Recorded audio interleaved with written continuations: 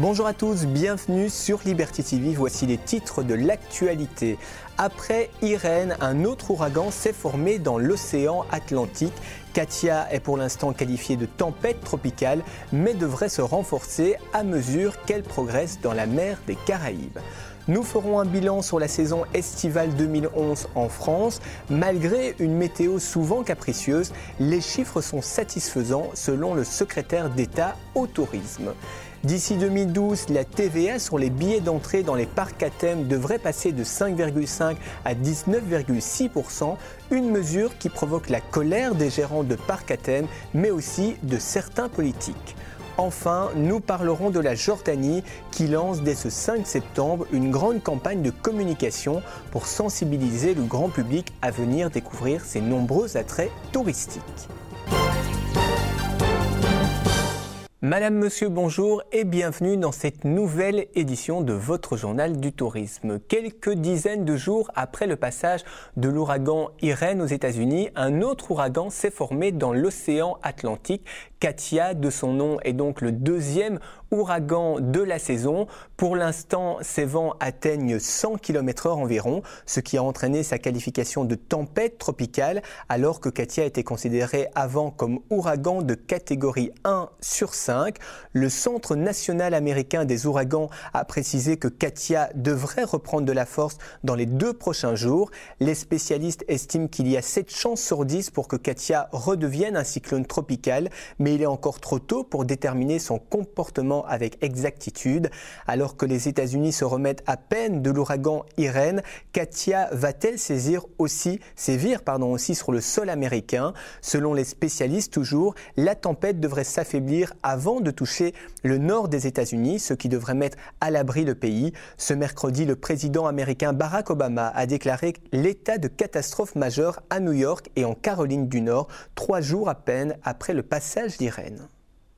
On vous en parlait il y a quelques jours. Dès 2012, la TVA sur les billets d'entrée pour les parcs à thème passera de 5,5 à 19,6%, une mesure qui n'a pas été bien accueillie par les gérants des parcs à thème. Voilà maintenant que plusieurs personnalités politiques s'opposent également au projet, notamment Hervé Novelli, l'ancien secrétaire d'État au tourisme, qui a déposé un amendement ce jeudi. Jean-Pierre Raffarin a également dénoncé ce projet, tout comme Jean-François Copé, qui a émis quelques réserves. Certains fondateurs et responsables de parcs ont demandé à ce que cette mesure soit retirée immédiatement. Quoi qu'il en soit, il vous reste encore quelques mois pour vous procurer des billets d'entrée pour les parcs à thème avec une TVA de 5,5%.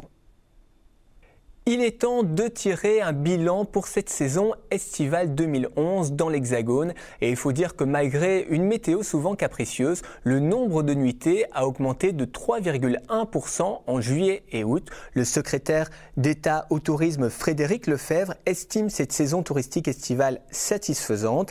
Les Français et les étrangers ont augmenté leurs dépenses d'environ 8% en juillet et on note des hausses de fréquentation dans les hôtels et les campings. Le secrétaire d'État note également une forte progression de la fréquentation des musées, notamment le Mémorial de Caen qui a vu sa fréquentation augmenter de 10%. Concernant les visiteurs, ceux venant des États-Unis ont été nombreux et on note une diminution du côté des touristes japonais. C'est la Chine qui affiche la plus grosse progression avec 25% de visiteurs chinois en plus en France cet été. Il faut savoir que les touristes européens restent les principaux clients de l'Hexagone puisqu'ils représentent 85% de l'ensemble des clientèles étrangères. Enfin, il faut savoir que 22% des Français opteraient pour des vacances en ce mois de septembre. À partir du 5 septembre prochain, la Jordanie va lancer une grande campagne de communication pour sensibiliser le grand public aux nombreux attraits touristiques du pays. La Jordanie profitera également de cette campagne pour annoncer les 200 ans de la redécouverte de la cité de Pétro, classée au patrimoine mondial de l'UNESCO. Pour cette campagne, la Jordanie s'associe au réseau Havas Voyage et cette communication se déclinera sur de nombreux supports, écrans digitaux, sites internet du réseau ou encore sur les sites intranet des agents de voyage.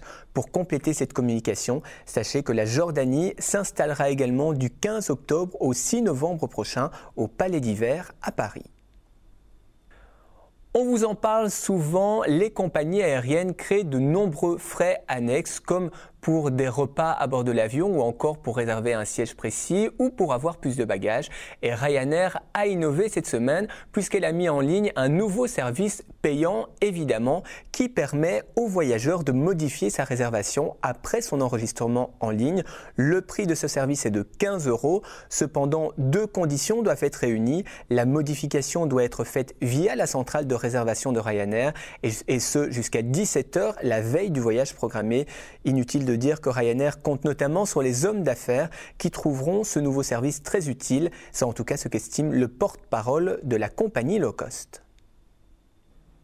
C'est ici que se termine votre journal du tourisme. Merci de nous avoir suivis. Je vous rappelle l'adresse de notre site internet, le www.libertytv.com/tv, un site sur lequel vous retrouvez toute l'actualité touristique 24 h sur 24, 7 jours sur 7, ainsi que notre journal du tourisme. Quant à moi, je vais vous laisser dans un instant sur de sublimes images de la Toscane, le temps de vous rappeler que l'on se retrouve évidemment chaque heure entre 11 h et 23 h, même le week-end, pour toute l'actualité touristique. Je vous souhaite une bonne suite des programmes sur Liberty TV, un bon week-end et voici de sublimes images de la Toscane. Belle évasion sur Liberty TV.